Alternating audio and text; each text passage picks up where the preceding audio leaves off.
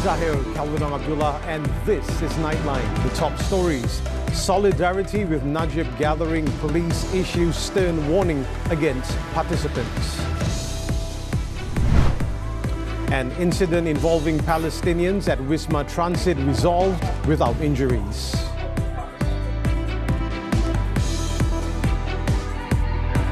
The police have issued a stern warning against those planning to take part in the Solidarity with Datuk Sri Najib Razak rally in front of the Palace of Justice in Putrajaya on Monday. Putrajaya District Police Chief ACP Aidi Sham Mohammed said strict action would be taken against anyone participating in the rally as it violates existing laws. In a statement on Sunday, Aidi Sham said that the rally had not received permission from the landowner and therefore failed to comply with the conditions under the Peaceful Assembly Act. He added that the police will set up several roadblocks on roads leading to Putrajaya and will conduct strict checks on individuals entering the administrative capital. This is to ensure that no weapons, banners or placards with offensive or seditious content related to the rally are brought in. On Saturday, the police confirmed receiving an application on December 31st from the rally organisers, which was rejected due to an incomplete submission. The organisers were also informed on Friday that their application to hold the rally had been denied. On Monday, the Court of Appeal will hear former Prime Minister Datuk Sri Najib Tun Razak's appeal against the High Court's dismissal of his application for leave to commence a judicial review regarding an alleged addendum. The addendum, purportedly issued by the 16 Yang di-Pertuan Agong, would allow Najib to serve the remainder of his 6-year prison sentence under house arrest. Now, Deputy Prime Minister Datuk Sri Ahmad Zahid Hamidi has advised UMNO party members against attending the planned rally in Putrajaya in solidarity with Najib on Monday. The UMNO president stated that while attending the rally was a personal decision, party members who chose to participate would be doing so at their own risk. Kerana itu, kita harap tidak ada penganjur-penganjur daripada mana-mana bahagian atau cawangan yang turut terlibat secara resmi di perhimpunan berkenaan. Zahid said this to reporters after attending an event at University Kebangsaan Malaysia UKM in Bangi on Sunday. When asked whether action would be taken against party members attending the rally, he simply responded by saying that it is the risk the individual must bear. On Friday, UMNO Secretary General Dato' Ashraf Wajdi Dusuki said the party has decided to cancel its attendance at the rally in response to the royal decree issued by the Yang di-Pertuan Agong and the directive from the Inspector General of Police. An incident involving several Palestinian refugees at Wisma Transit in Kuala Lumpur on Saturday was resolved without any injuries or severe damage. The Malaysian Armed Forces MAF, in confirming the incident, which involved a group of Palestinians, said the incident stemmed from the Palestinians' request to expedite the process of returning to their homeland. This comes after videos of the incident, which were uploaded on social media, went viral. The footage showed a group of Palestinians causing damage, including burning bed sheets as a form of protest, while some residents were seen gathering at WTKL's lobby holding signs that read "Hunger Strike." The MEF stated that there were no physical altercations or injuries in the 5 p.m. incident and only minor damage to the furniture at the premises was reported. The statement added that armed forces personnel managed to control the situation and the issue was successfully resolved by 7:30 p.m. through discussions with the group.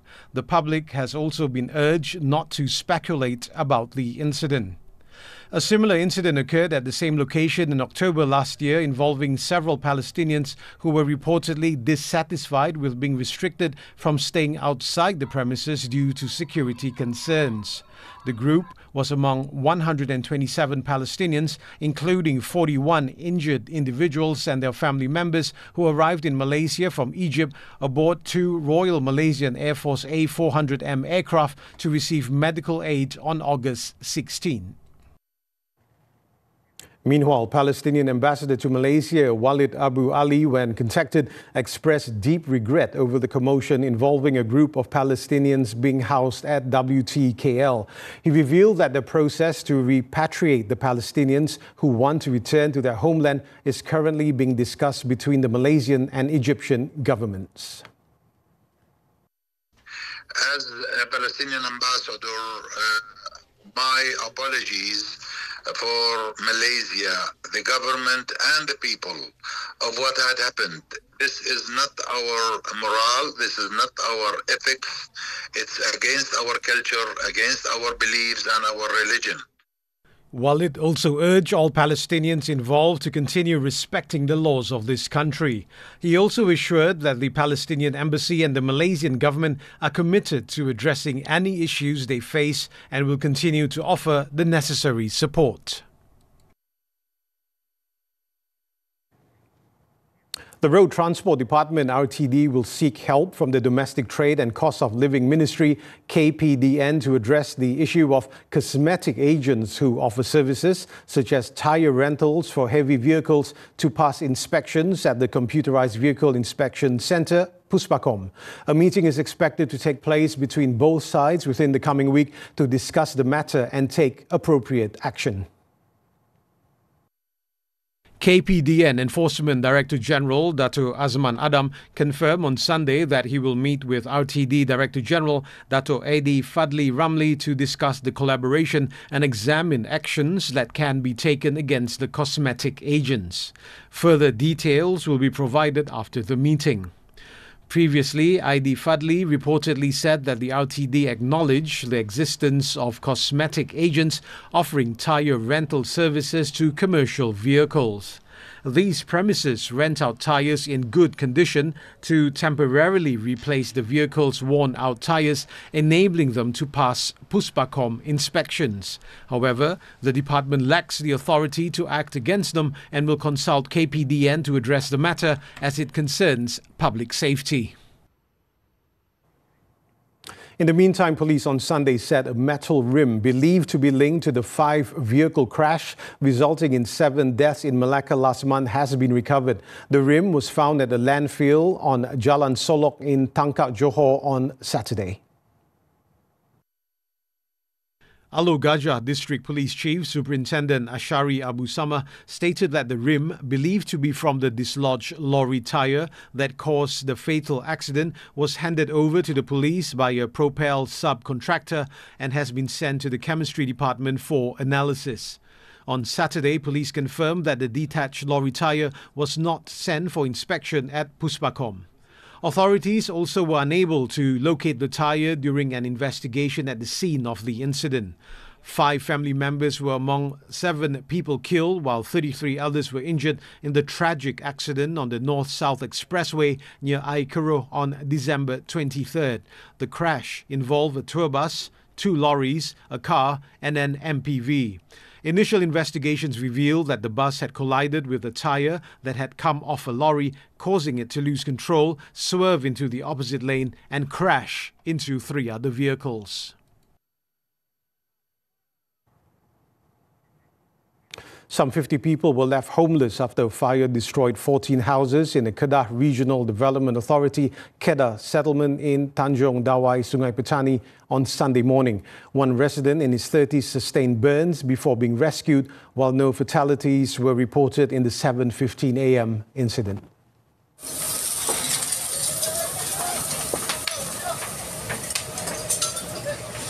According to the victim, 60-year-old Azmi Omar, he had just docked his boat after returning from the sea when he noticed thick plumes of smoke from a distance. This was the second time the residents were affected by a massive fire, having moved to the settlement after a blaze destroyed their seaside homes in 1994. Peninggalan isteri itu cuma yang ada pun gambar dia sikit, lepas tu kain baju dia cuma kain itu ya. Kain-kain semua dia tak ada habis lah. Semua dia tak ada dapat jangan lah, tak ada lah. Another victim, 28-year-old Muhammad Zahir Salim, said he was at work when he was alerted about the fire and immediately rushed home concerned for his family's safety. Ayah dengan adik ipar. Masa tu cari family dah. Cari dia pun buka tunggu kat luar tu dia. The The fire is believed to have originated in the fourth house of the row of 14 homes in the settlement. However, strong winds caused the flames to spread rapidly. Yang paling mencabarnya air.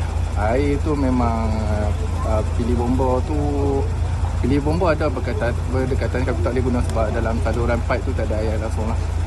The injured victim, who sustained burns to the hands and legs while attempting to escape the fire, has been taken to a nearby hospital for treatment, while the other affected residents have been relocated to a temporary relief centre at SJK Chung Cheng.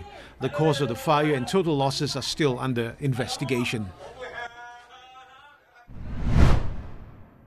Elsewhere in Selangor, a warehouse used for processing and storing rat poison in Bestari Jaya was destroyed in a fire early Sunday morning. 40 firefighters from 7 fire and rescue stations were deployed to the scene after being alerted to the incident at 4:14 a.m. The flames were brought under control more than an hour later and were fully extinguished by 10:30 a.m. The blaze destroyed approximately 80% of the 836 square meter warehouse. However, no casualties were reported. The cause of the fire and the amount of losses are still under investigation. In Thailand, a Malaysian man was arrested for allegedly possessing various types of drugs worth 120,000 ringgit last Monday. The 24-year-old suspect was detained during a raid by Thai police at the premises in Sungai Golok.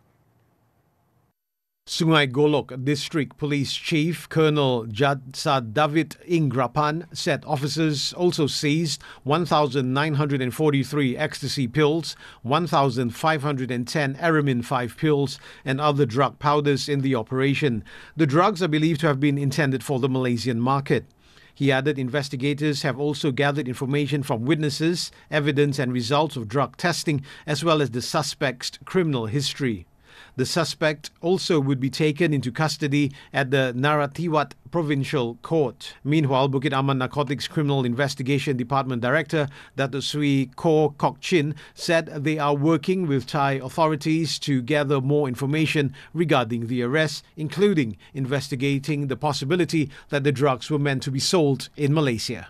Less than 2 months ago, 6 Malaysians, including a female singer, were arrested by Thai police for allegedly possessing 6,000 ecstasy pills during a raid at a hotel in Sungai Golok. They are scheduled to be charged in the same court on January 14. Johor police have seized over 3 kilograms of shabu worth 96,000 ringgit during a raid at a house in Batu Pahat. A 24-year-old man was also nabbed in the 11:30 a.m. operation last Thursday. District Police Chief ACP Sharul Anwar Mushadat Abdullah Sani said that the suspect, who tested positive for shabu, had no prior criminal record and is believed to have been active in drug trafficking since early December. Initial investigations reveal that the drug supply was brought into the country early last month and stored in the house during transit before being distributed to neighboring countries in the southern region. The suspect was remanded for 7 days until Tuesday to facilitate investigations under the Dangerous Drugs Act. In Selangor, the 3 individuals allegedly involved in the murder of 15-year-old Yap Sin Yuan have been remanded for another 5 days starting Monday by the Kajang Magistrates Court. The remand extension was granted by Magistrate Fatin Dayana Jalil to allow the police to complete their investigations into the case. The 3 suspects are the victim's 17-year-old boyfriend, his 21-year-old brother, and their 52-year-old father. The trio were previously arrested on December 30th and remanded for 6 days. On Friday, it was reported that police were investigating elements of misunderstanding and drug use behind the teenager's death. Earlier, police confirmed through DNA testing that the decomposed body discovered in a river in Banting on December 28 belonged to the girl. The victim was initially reported missing after she failed to return home following a lion dance practice at a basketball court in Batu 11 Ceras on December 19.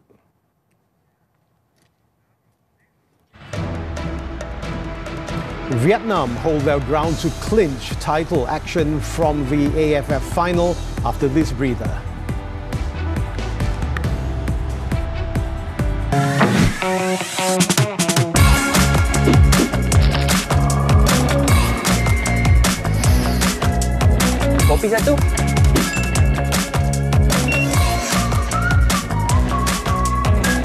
pergi ke White Malaysia memang impian saya dengan arwah bapa. Dari kecil, saya selalu buat melodi lagu. Dan papa selalu nak dengar. Sampai dia dapat duit pencen. Dia keluarkan RM15,000 untuk sewa mini album. Dan kita orang kena tipu dengan satu record label. Satu kopi pun saya tak dapat. Dan sebelum papa pergi, papa dia cakap, Alin, jangan stop.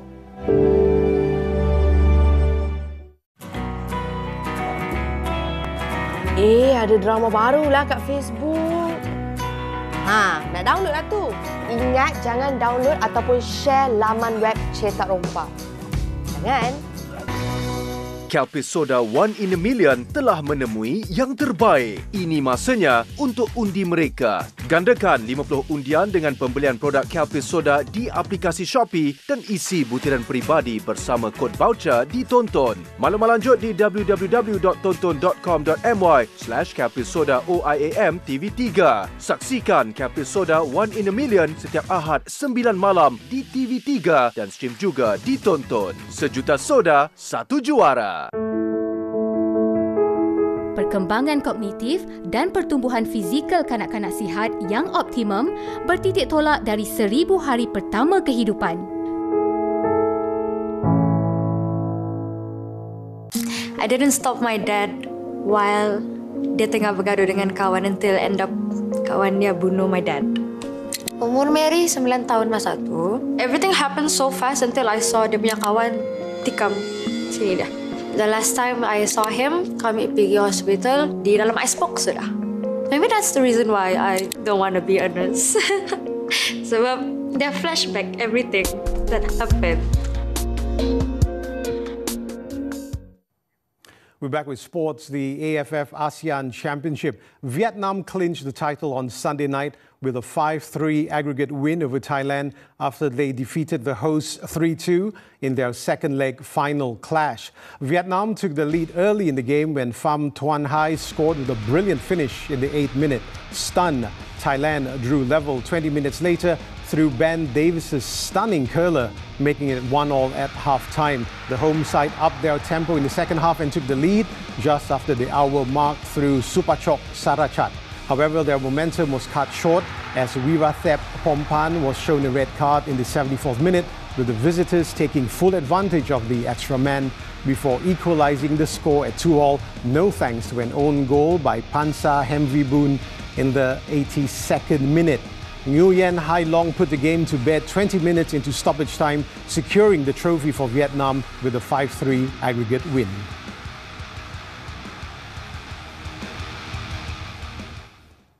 Still on football, the Liga Portugal, Benfica had closed 2024 with a defeat in the derby with Sporting CP just before Christmas and started 2025 with a costly 1-2 defeat to Sporting Braga at home on Saturday. With a win, Bruno Lage's men would have reached Sporting at the top of the table, but they found themselves trailing 1-0 as Fran Navarro scored in the 17th minute. Robson Bambu added to Benfica's misery in the 40th minute with a towering header, giving the visitors a comfortable 2-0 lead. The Eagles found the nets in the 77th minute thanks to Arthur Cabral's goal shot from just outside the box. However, it was too little too late for the home side to equalise as the 2-1 scoreline remained until the final whistle. Benfica are now third in the standings with 38 points, 3 behind leaders Sporting and 2 points behind FC Porto. Now on to tennis. Taylor Fritz and Coco Gauff produced pulsating singles victories to lead the United States to its second title in 3 years on Sunday. In a huge battle between two of the world's top 3 women's players, Gauff gave the USA a 1-0 lead after defeating Poland's Iga Swiatek 6-4, 6-4 after almost 2 hours on court. Fritz then delivered the encore with a fantastic 6-4, 5-7, 7-6 win over Hubert Hurkacz in a serve-dominated match that featured 30 aces and just 3 break points. The results gave the Americans an unassailable 2-0 lead in the best-of-3 final tie, handing them their second United Cup title. However, it was heartbreak again for Poland as they were beaten by Germany in last year's final. Still on tennis, the 2025 Brisbane International, Jiří Lehečka captured his second ATP Tour title on Sunday after Riley Opelka was forced to retire early in the first set due to a back injury. Lehečka was leading 4-1 against Opelka in the first before the physically hampered American was forced to stop due to back injury he had picked up during his wins against Novak Djokovic and Giovanni Impecci Pericard. With the match being cancelled, Lehečka claimed the second ATP title of his career, adding to his victory in Adelaide last year. In the women's category, world number 1, Aryna Sabalenka made her ideal warm-up for her Australian Open title defence after prevailing over Russian qualifier Polina Kodermetova 4-6, 6-3, 6-2. The win marks the 26-year-old's 18th career title and second Brisbane triumph.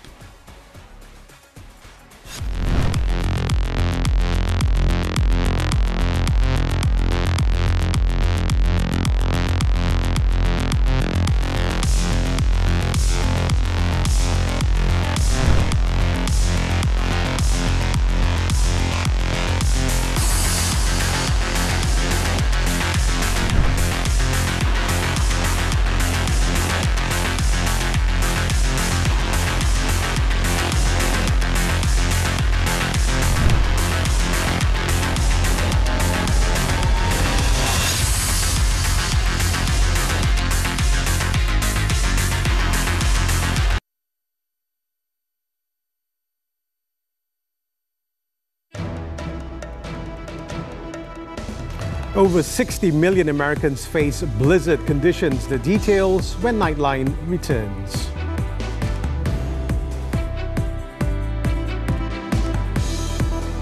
So waktu basking tu pernah lah sekali tengah menyanyi macam tu.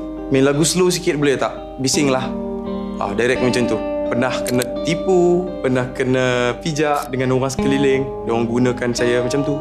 Pernah juga sampai duduk seorang diri lah. Tak keluar mana-mana selama sebulan juga lebih kurang. Muzik pun tak main. Why? Jangan nak yang orang. Tak baik. Saya cuba untuk tidak membenci. Saya cuba untuk ambil itu sebagai semangat untuk saya bangkit lagi.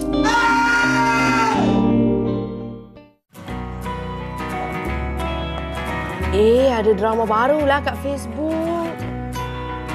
Nak download lah tu. Ingat jangan download ataupun share laman web Cetak Rompak. Jangan.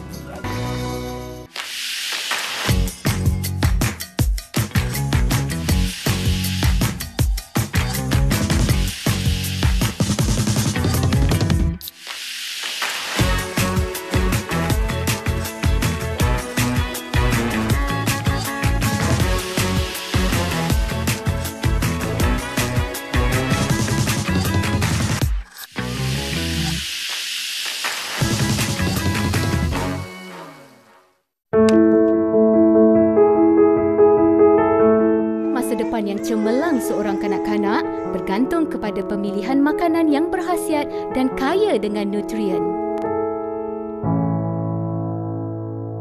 Pergi ke YD Media memang impian saya dengan arwah bapa. Dari kecil saya selalu buat melodi lagu.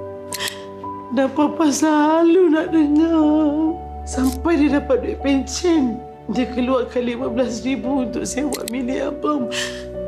Dan kita orang kena tipu dengan satu record label. Satu kopi pun saya tak dapat. Dan sebelum Papa pergi, Papa ada cakap, Alin, jangan stop.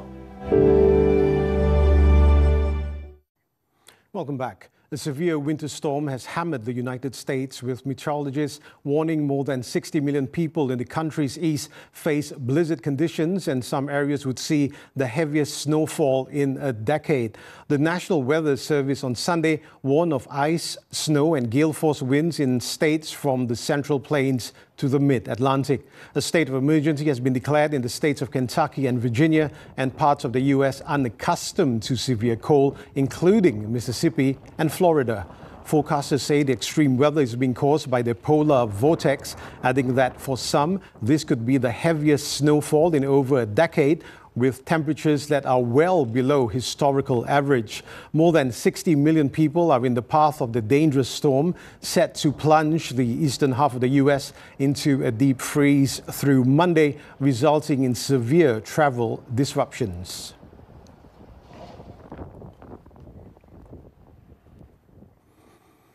Meanwhile, in the United Kingdom, a number of airports, including Manchester and Liverpool, have closed their runways on Sunday morning due to heavy snow, causing delays, cancellations and diversions. According to an official, all incoming flights have been diverted away from Manchester Airport due to being unable to land. At least 12 Manchester-bound planes have had to land at Heathrow, Birmingham, Dublin, Glasgow and Paris. Meanwhile, snow and freezing rain have swept parts of the UK, with areas under weather warnings told to expect disruptions. An amber weather warning is in place for Wales, while another covers from the Midlands up to Manchester. Less severe yellow weather warnings are also in force for parts of Scotland, Northern Ireland and elsewhere in England.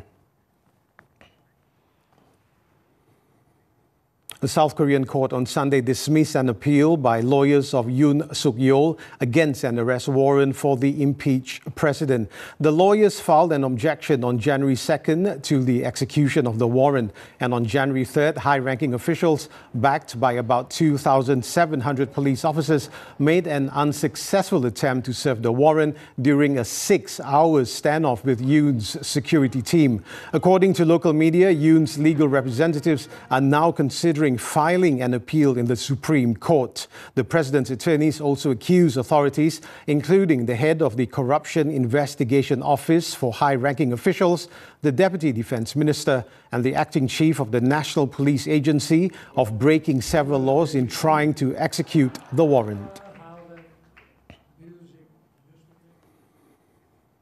Zionist forces have bombed Gaza more than 100 times in just 3 days, killing more than 200 Palestinians, with women and children making up the majority of the victims. According to the Palestinian Health Ministry, at least 88 Palestinians were killed and 208 were injured in the past 24 hours. Israeli air raids have also killed at least 2 Palestinians, including a journalist in northern Gaza. Overnight in Deir al-Balah, a Zionist attack on a tent site have killed 3 people, while an estimated 15 family members remain under a 3-story building that was flattened to the ground. These repeated Zionist attacks, which deliberately target families, continues to unfold, causing more tragedies among Palestinians.